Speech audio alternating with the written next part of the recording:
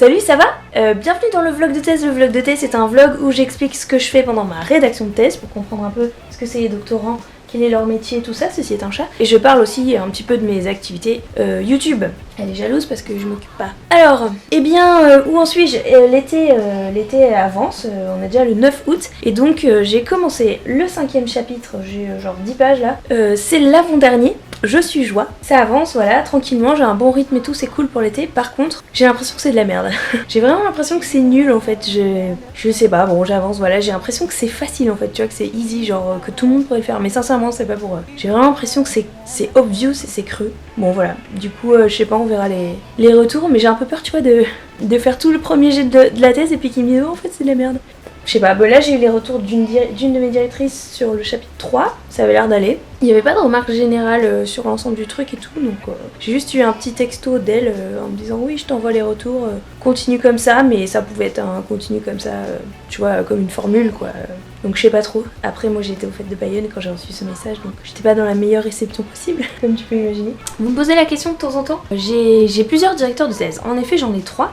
Vous me demandez comment ça se passe et tout, ça se passe très bien. Je suis super bien accompagnée et j'ai du bol. Et c'est très important et ça fait la différence, vraiment. Je connais plein de gens qui décrochent parce qu'ils sont pas suivis. Donc après, sur les 3 directeurs, ils répondent pas tous, tout le temps, instantanément et à la même vitesse, ce qui est normal parce que ils ont un petit peu du travail, hein, c'est un petit peu des chercheurs. Puis là en particulier l'été, évidemment, bah ils sont en vacances aussi et c'est normal, donc voilà. Bref, mais j'ai la chance d'être accompagnée vraiment. Et en master, j'avais été accompagnée par 2 d'entre eux déjà et ça s'était très bien passé. Elle me corrige les 2 que j'avais en master à la virgule près, tu vois, l'espace en trop, le double espace là que j'ai mis sans faire exprès, elle me l'enlève et tout, enfin c'est un truc de fou. Donc je suis hyper bien suivie. Pourquoi 3 directeurs? Il y avait donc la première qui me suivait en master, avec qui j'ai commencé le travail, avec qui on a délimité le sujet et tout. Et donc elle, quand on a voulu faire le projet de thèse, elle pouvait pas me suivre toute seule parce qu'elle avait pas son HDR. Elle a pas son HDR, c'est l'habilitation à diriger des recherches. C'est le diplôme qui te fait passer du statut de maître de conférence à professeur des universités et qui t'autorise à encadrer des doctorants. Et donc je pouvais pas aller en thèse avec elle vu qu'elle avait pas ça, ou en tout cas il fallait faire une co-direction avec quelqu'un qui l'avait. Et du coup on avait intégré au projet une collègue à elle, qui est super et tout aussi, qui est vraiment géniale, c'est un peu notre maman au labo, tout ça, et qui avait suivi le projet, qui a participé donc au jury de master et tout, qui elle a son HDR, qui m'avait dit bah je te prendrai en thèse. Et les 2 elles viennent de mon laboratoire d'antique, de sciences de l'Antiquité. Or mon sujet, comme je vous l'ai expliqué la dernière fois, je vous renvoie au vlog juste précédent où je vous l'explique, il porte sur le 19e siècle. Et donc elles ont dit bah pour le projet de thèse il nous faut un contemporanéiste, donc un spécialiste de la période à partir du 19e. Et donc on a intégré un 3e membre dans l'équipe. Ça faisait un complément, donc j'ai 2 directrices en antique et un directeur en contemporaine. En plus c'est stylé parce que c'est des gens vraiment en histoire très très calés et renommés, tu vois, donc c'est un peu la classe. Et donc ça se passe bien, comme je disais, c'est super, c'est complémentaire puisqu'il y a l'apport antique et l'apport contemporain.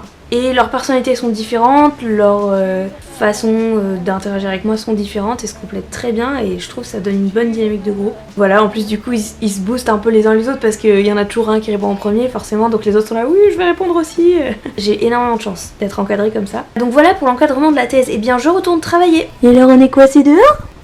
Madame se fait attendre. Hey, salut! Ça fait très longtemps que j'ai pas vlogué. Et donc aujourd'hui je reprends le vlog après un très gros trou.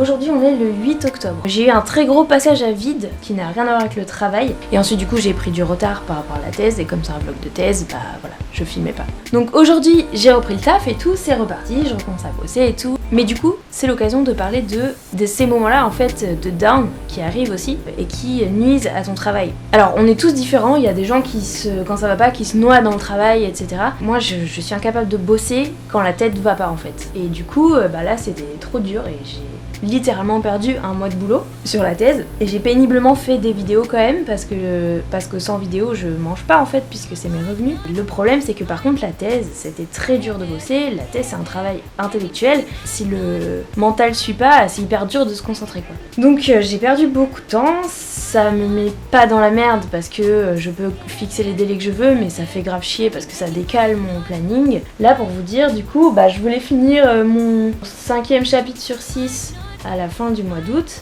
Et là, je l'ai toujours pas terminé, on est en octobre. Donc j'ai repris le travail et tout, ça va arriver. Dans ces moments-là, faut laisser passer, je pense qu'il faut l'accepter, hein, c'est comme ça, t'as pas le choix. Par contre, c'est important de rebondir. Je pense que c'est important d'en parler à ces directeurs de thèse, etc.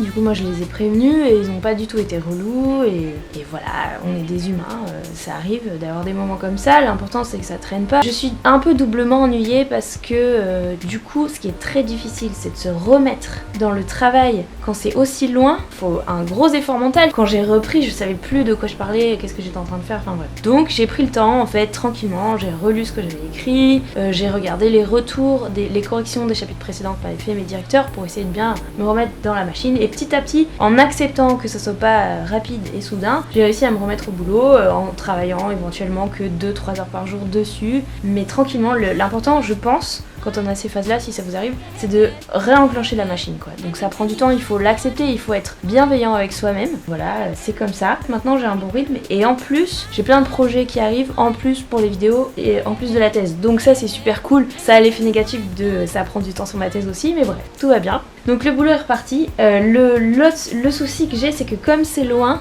cette troisième partie, en fait, elle est en train de se dessiner un peu autrement et je galère un peu sur le plan. Enfin, c'est ça l'inconvénient de lâcher. Franchement, si tout va bien dans votre life, ne faites pas une pause comme ce que j'ai fait, hein, parce que vraiment c'est dur de se remettre après, mais bon là c'était la force des choses, hein, vous aurez compris. Du coup, ce que je me suis dit, et ce qu'on s'est dit avec mes directeurs, c'est que j'allais écrire l'entièreté de cette partie-là, donc le chapitre 5 et le chapitre 6. Et ensuite voir si, avec les arguments que j'ai développés, parce que je vous l'ai déjà dit, mais moi je construis vachement ma pensée en écrivant en fait. Donc il y a des trucs qui viennent en écrivant en fait, et que j'ai pas forcément anticipé. Du coup, en écrivant, je vais voir si j'articule autrement, si je fais une deuxième partie plus grosse en basculant des trucs dedans ou pas. Voilà. Au bout d'un moment, il faut se mettre un coup de pied au cul, c'est ce que j'ai fait, il faut repartir, il faut pas rester là-dedans. Et il faut, même si c'est des micro-trucs, il faut renouer avec son sujet et reprendre l'écriture, ou si vous êtes encore dans les recherches, reprendre le sujet tranquillement, mais il faut le faire, il faut se forcer, je pense, régulièrement, un petit peu tous les jours à y aller. Donc c'est ce que j'ai fait, et voilà. C'est reparti, tout va bien, je bosse. Donc merci en tout cas de votre soutien, c'est très cool. Je vous dis à bientôt pour une prochaine vidéo, un prochain vlog, etc.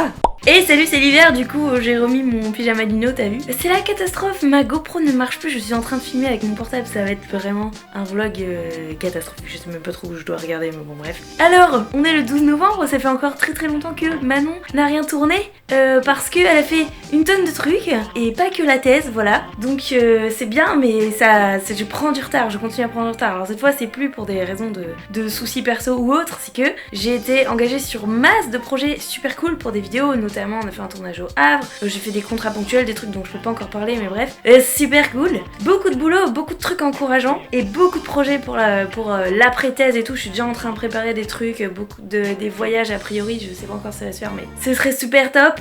Voilà, donc avec tout ça, je continue à prendre du retard. Voilà, c'est génial. Donc là, on se décale sur du décembre-janvier pour le rendu du manuscrit. C'est comme ça, mais ça avance.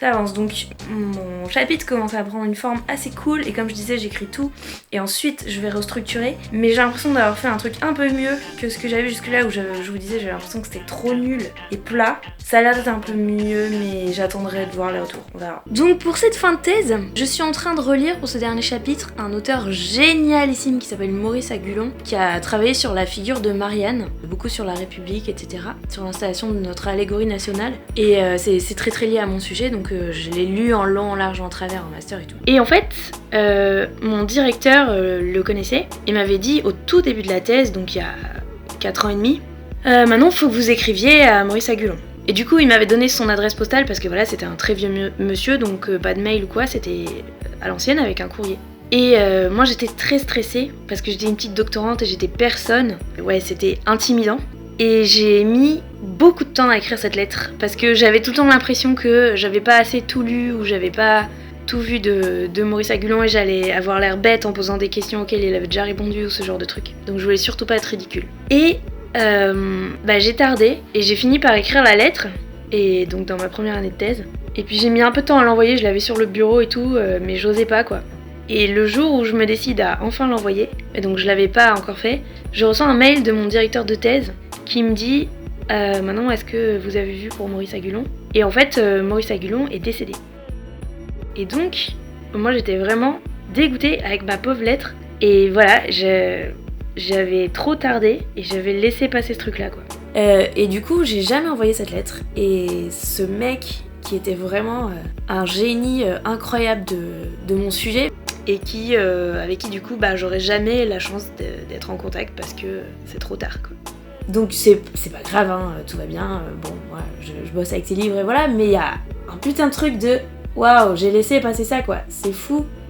Et bref, j'étais tétanisée à l'époque, j'avais trop peur d'envoyer cette lettre et du coup je l'ai pas fait et je regrette. Bref, donc cette lettre je l'ai dans un classeur quelque part, voilà. Je glisserai un petit mot dans les remerciements comme ça de la thèse par rapport à cette histoire. Et là du coup je me suis dit ça m'a un peu servi de leçon de vie en me disant bon, il y a des trucs comme ça dans la vie, faut pas laisser passer tu vois. Et je me suis dit putain je suis trop con juste parce que j'ai eu peur.